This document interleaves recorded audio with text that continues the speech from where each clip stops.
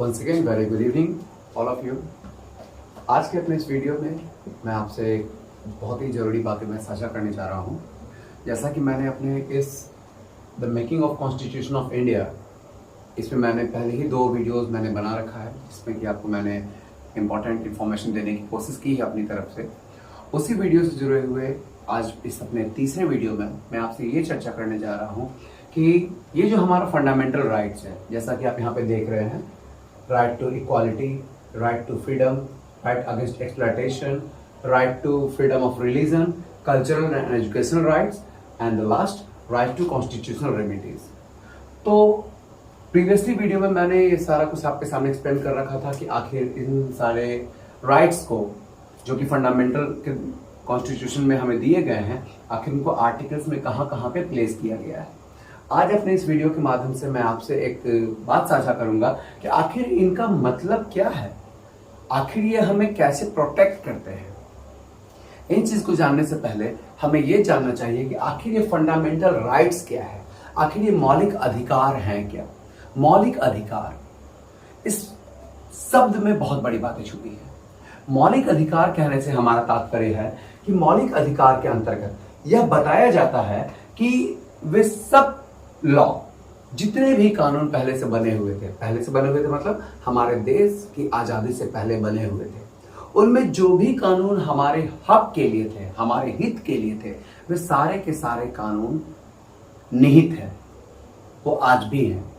और वैसे जो भी कानून जो कि हमारे हक के लिए नहीं थे, उन सारे के सारे कानून को क्या किया गया है, रिमूव कर गया है। और एक सबसे जरूरी बात मैं आपको बताता हूं, हमारे देश में, जैसा कि हम सभी लोग जानते हैं कि हमारा देश डाइवर्सिटी का देश है। हमारे देश में कई तरीके के कह सकते हैं कि डाइवर्सिटीज हैं, और सबसे बेसिक डाइवर्सिटीज जो है वो स्टेट और लैंग्वेज के आधार पे है। तो मैं एक बात बता दूं कि हमारे देश में इस फंडामेंटल राइट्स के अकॉर्डिंग एक सबसे बड़ी बात क्या बताई गई है कि कोई भी राज्य वैसे कानून नहीं बना सकते हैं जो कि उनके इंडिविजुअल स्टेट के अंतर्गत लोगों के हित में ना हो। सबसे बड़ी महत्वपूर्ण बात यह है।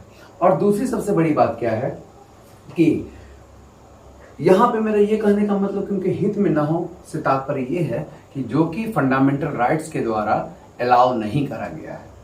अब यहाँ पे बात आती है कि अगर मान लीजिए कि हमारी फंडामेंटल राइट्स को वायोलेट करा जा रहा है किसी के भी द्वारा, तो हम लोग उस पर क्या एक्शन ले सकते हैं। तो अगर हमारे फंडामेंटल राइट्स को वायोलेट करा जा रहा है बच्चों, तो इसके लिए कॉन्स्टिट्यूशन के अंतर्गत सबसे बड़ी बात सुप्रीम कोर्ट की गई है। सुप्रीम कोर्ट को यह ताकत दिया गया है, ये राइट दिया गया है, ये हक दिया गया है कि वो इस देश के अंतर्गत लोगों के फंडामेंटल राइट्स को प्रोटेक्ट करे। इतनी सारी बातें कही गई हैं। अब चलिए हम लोग एक एक करके अपने राइट्स के बारे में डिस्कस करते हैं। सबसे पहला राइट यहाँ पे बताया गया है राइट टू इक्वालिटी, जिसको कि आर्टिकल 14 to 18 में इसको प्लेस करा गया है। अब देखिए राइट टू इक्वालिटी का क्या मतलब है। राइट टू इक्वालिटी से हमारा तात्पर्य समानता का अधिकार। समानता का अधिकार का क्या तात्पर्य हुआ? समानता के अधिकार से तात्पर्य यह है कि इसके अनुसार राज्य की तरफ से किसी भी जाति, किसी भी धर्म, किसी भी नियमों को मानने वाले नागरिकों में कोई भेदभाव नहीं किया जाएगा।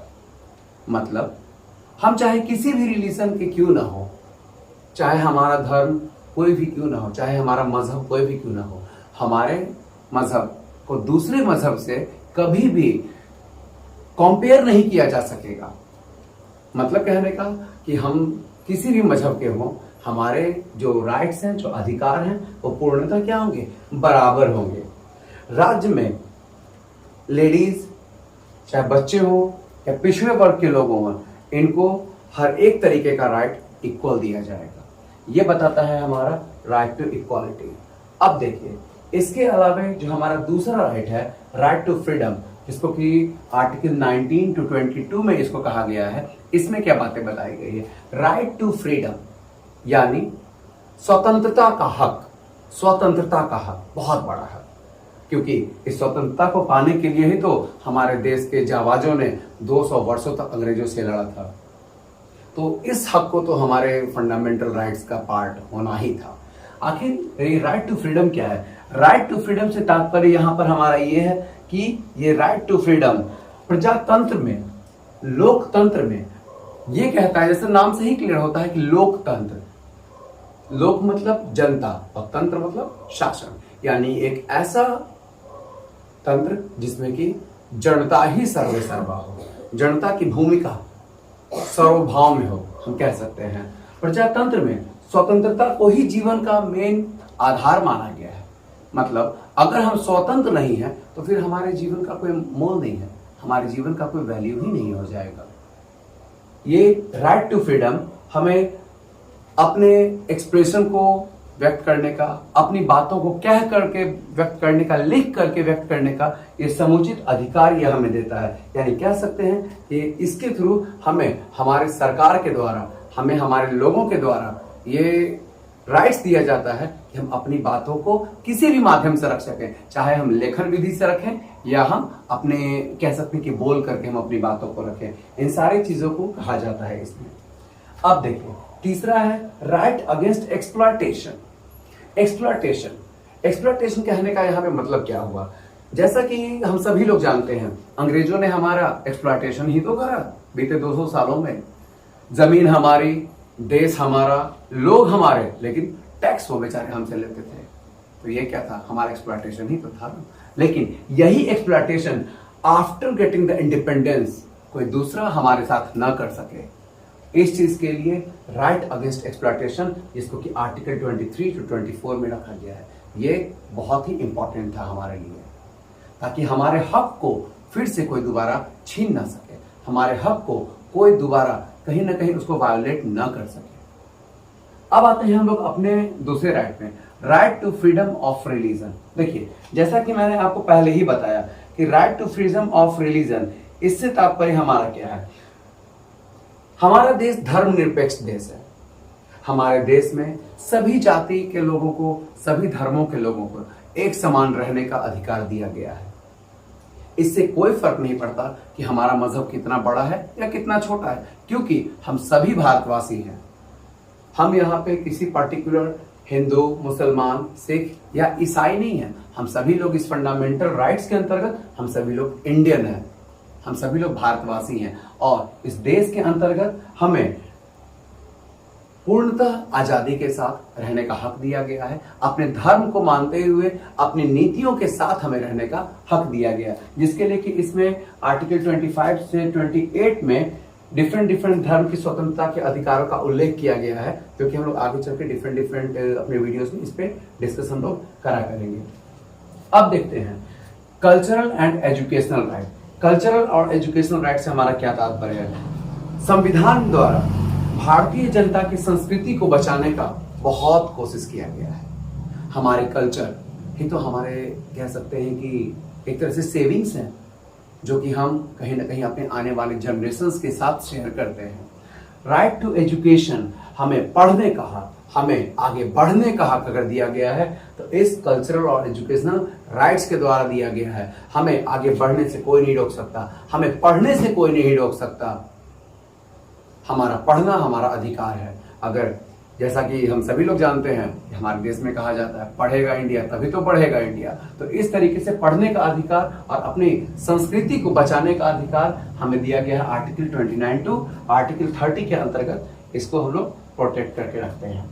अब देखिए नेक्स्ट और last, right to constitutional remedies. Right to constitutional remedies का तात्पर्य क्या है?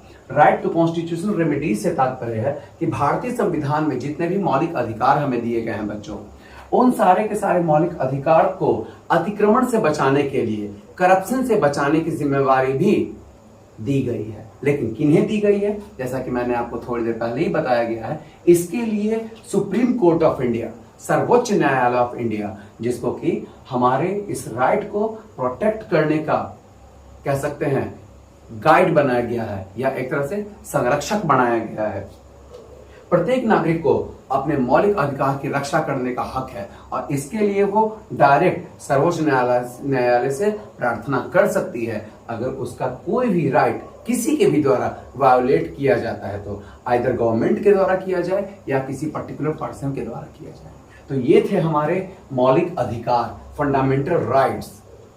जिसको कि आर्टिकल 12 से आर्टिकल 35 तक में इसको दिया गया है। आई होप कि आपको हमारा वीडियो अच्छा लगा हो, काफी इंफॉर्मेटिव लगा हो, क्योंकि मैंने पहले ही अपने प्रीवियस वीडियो में बता रखा है कि जितने भी कॉम्पिटिटिव एग्जाम्स हम लोग देते हैं, खास करके पीसीएस से रिलेटेड लोग जो भी एग्जाम्स देते हैं, उन सारे एग्जामिनेशंस में बच्चों आप सभी लोग इस बात से काफी कह सकते हैं कि आप लोग इस बात को जानते होंगे कि फंडामेंटल राइट से रिलेटेड, कॉन्स्टिट्यूशन से रिलेटेड हमारे लिए सवाल राइट टू फंडामेंटल राइट से आते ही आते हैं।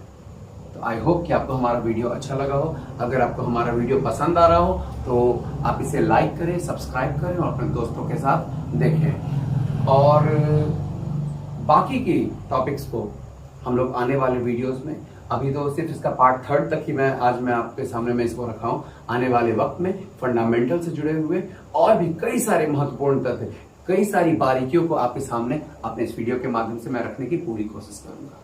Thank you very much.